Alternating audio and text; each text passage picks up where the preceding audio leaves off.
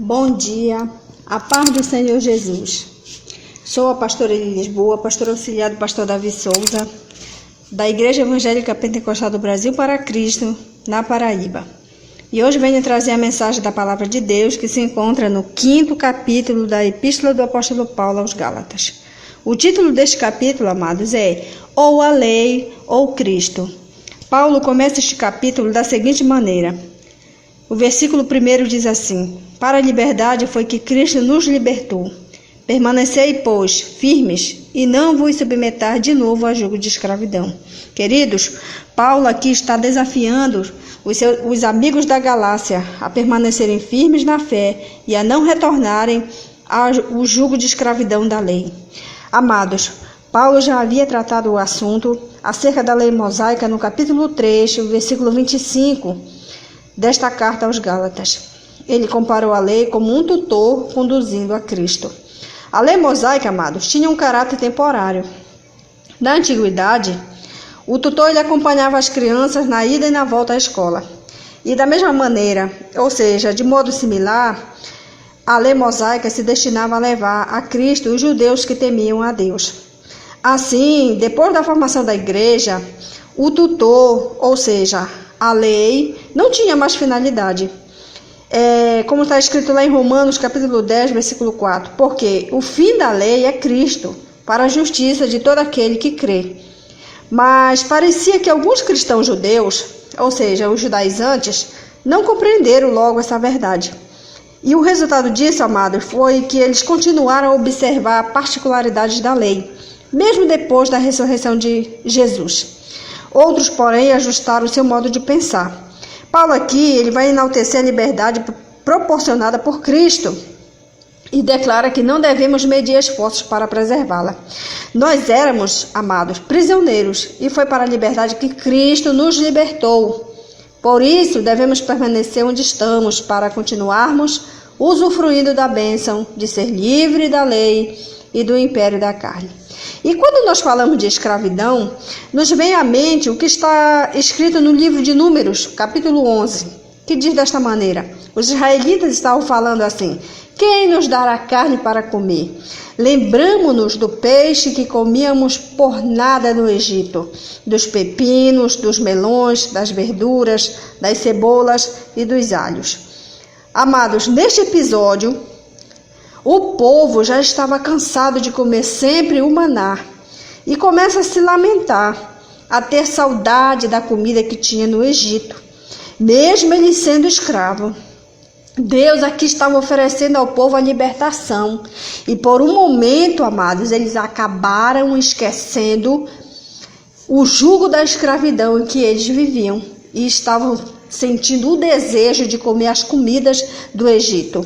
Em João capítulo 8, versículo 34, Jesus fala da seguinte forma: em verdade eu vos digo que todo aquele que comete pecado é servo do pecado. Em Romanos capítulo 8, versículo 15, porque não recebestes o espírito de escravidão, para outra vez estardes em temor, mas recebeste o espírito de adoção de filhos, pelo qual chamamos Abba, Pai. Podemos entender então, amados, que Paulo estava falando aos Gálatas que Cristo havia libertado eles da maldição e que a lei anunciava sobre o pecador. Para Paulo, a lei era como um jugo da escravidão. O que Jesus também fala lá em Mateus capítulo 11, ele diz desta forma que o jugo dele é suave e o seu fardo é leve. Continuando, queridos, no versículo de 2 a 4, Paulo fala da seguinte forma: eis que eu, Paulo, vos digo que se vos deixardes circuncidar, Cristo de nada vos aproveitará. Amados, Paulo estava fazendo um protesto, ou seja, ele estava chamando a atenção dos Gálatas que deveriam fazer uma escolha entre a lei e a graça. Ora, a operação eficaz da graça do poder de Deus torna-se ineficaz na vida de qualquer pessoa que confia nos seus próprios esforços para a salvação, para alcançar a salvação. Paulo estava dizendo que todo aquele que se deixasse circuncidar estava separado de Cristo, pois estavam preferindo seguir a lei do que a Cristo. O apóstolo aqui está falando: não entregue a sua alma para as regras legalistas, por mais corretos que possam ser o argumento em favor de vocês. O apóstolo ainda continua: não tentem ganhar o que só pode ser recebido como um dom. E ainda, amados, no versículo 5 a 6, Paulo diz assim: porque nós, pelo Espírito da fé, guardamos a esperança da justiça. Percebemos que, após falar sobre a circuncisão, amados, Paulo diz agora que os verdadeiros cristãos aguardam de forma ansiosa pelo Espírito para serem aceitos por Deus. O que está escrito lá em 2 Timóteo, capítulo 4, versículo 8. Desde agora a coroa da justiça me está guardada, a qual o Senhor, justo juiz, me dará naquele dia, e não somente a mim, mas também a todos que amarem a sua vinda. Nos versículos de 7 a 12, o apóstolo Paulo continua a falar: corrieis bem, quem vos impediu para que não obedeçais à verdade?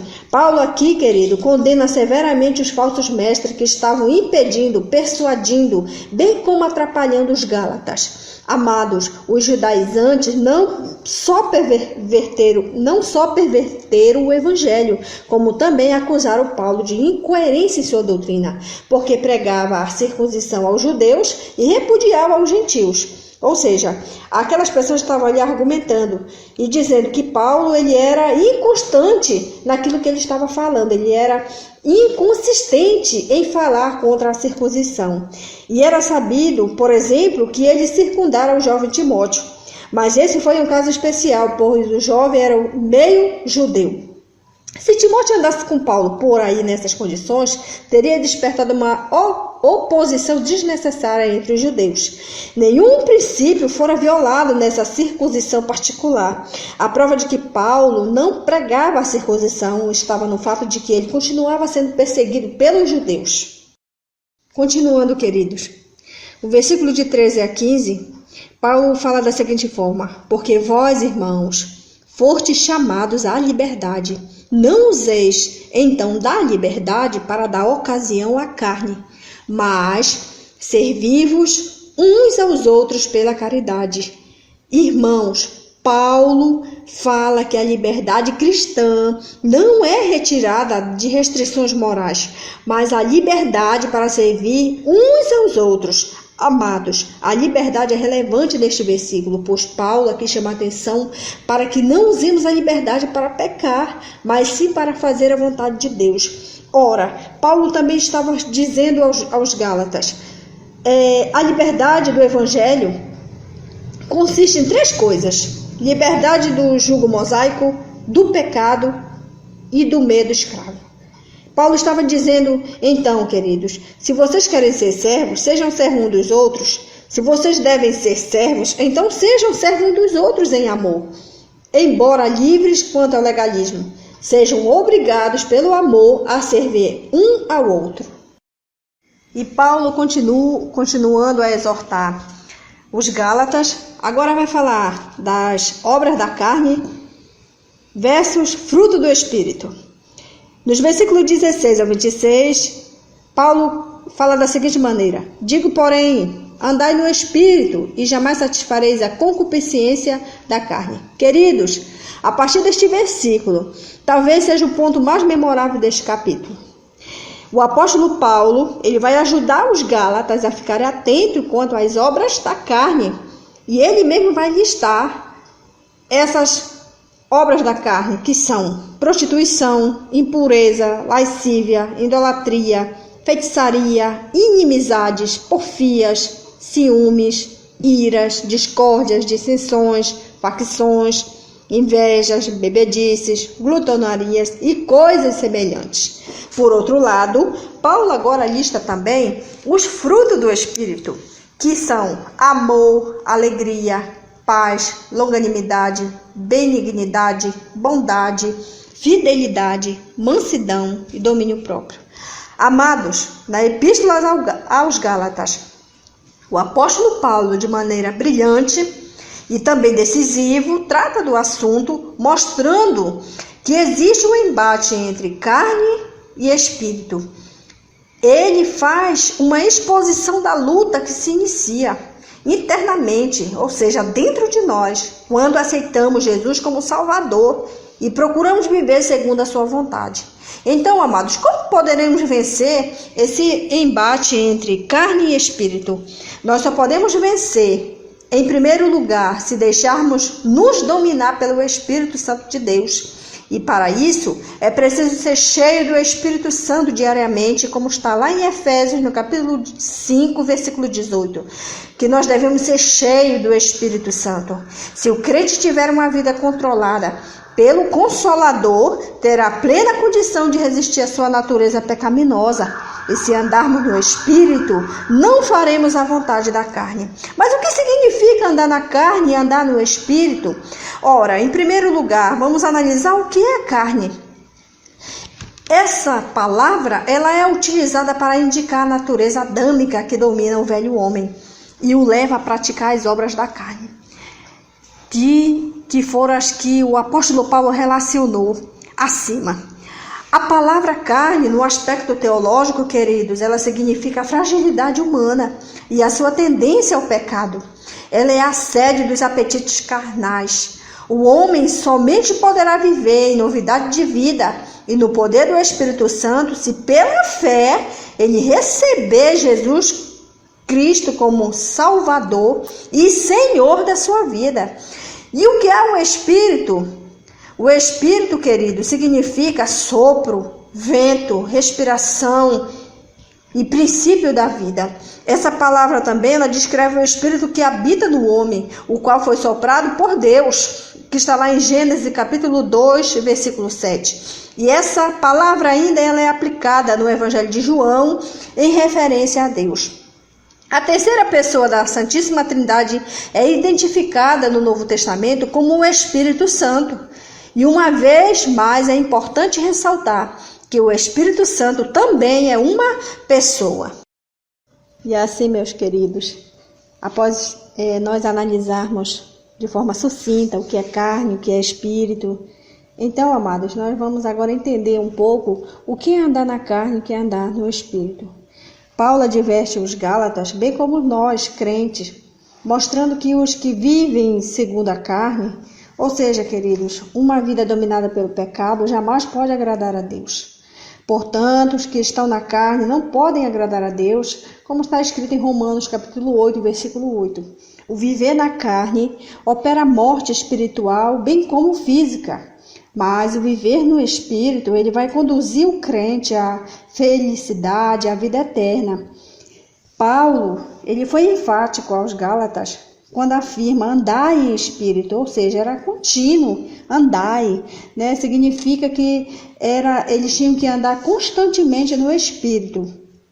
Entendemos então que o espírito, quando o Espírito Santo nos ajuda, amados, a viver em santidade, de maneira que o nome do Senhor seja exaltado na vida dos cristãos. Sem ele, com certeza nós não podemos agradar a Deus. Quem pode nos ajudar e nos conduzir de modo a agradar a Deus? Somente o Espírito Santo. Queridos, Paulo estava dizendo aos Gálatas, jamais tentem viver a vida cristã pelos seus próprios esforços, ou seja, tomando atalhos, buscando desvios, mas a cada dia procurem render-se ao Espírito Santo, pois ele irá ensinar de maneira certa de viver a vida cristã. Queridos, quando o Espírito Santo tem o controle do nosso espírito, ele faz com que o homem interior tenha forças e condições para opor-se às obras da carne.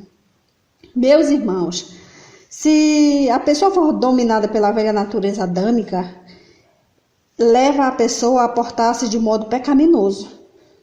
Mas quem anda no Espírito resiste às obras da carne. Pois somente cheios dele, do Espírito Santo, teremos condições de viver de modo a exaltar e a glorificar o nome do Senhor. Assim, queridos, essa natureza pecaminosa que existe em nós nos incentiva a viver concupiscência, ou seja, na luxúria, desejos descontrolados e paixões impuras. O que Pedro escreveu lá na sua segunda carta, no capítulo 2, versículo 10. E a Bíblia também vai nos ensinar, amados, que a concupiscência da carne não procede de Deus. O que está escrito lá em João, 1 João, capítulo 2, versículo 16. Eva também, ela teve uma cobiça. Ela cobiçou o fruto da árvore que Deus havia ordenado que não comesse. Esse desejo trouxe terríveis consequências para a vida de Eva, né? Ou seja, consequências para a sua vida e para a humanidade. A cobiça de Assã também o levou à morte. E, portanto, queridos, não permita que o desejo da carne, da velha natureza adâmica, domine você. Atente para o que Paulo ensina às igrejas da Galácia a respeito da cobiça da carne contra o Espírito. Os desejos da carne serão sempre contrários à vontade de Deus. Como acontece essa oposição da carne? Ora, amados, o seu espírito deseja orar, jejuar e buscar a Deus, mas a sua carne, ou seja, a nossa carne, vai sempre preferir ver uma televisão, comer bem, ficar no conforto da sua casa, ir à praia, ir à piscina.